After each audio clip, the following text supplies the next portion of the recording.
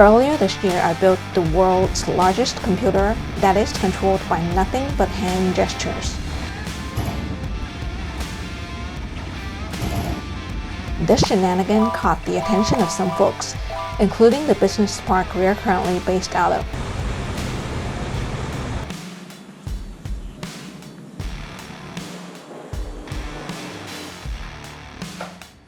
So long story short, we were given the opportunity to showcase a minified version of this gesture-controlled computer at an upcoming education fair.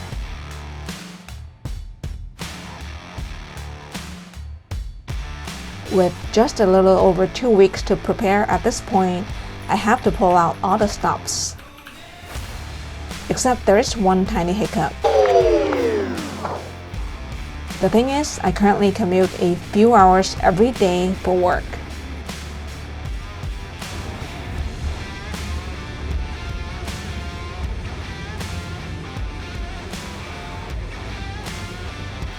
Now that time is of the essence,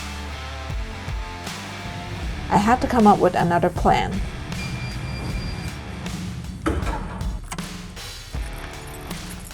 And that is finding a workspace closer to where I live. Goodbye for now. At least temporarily.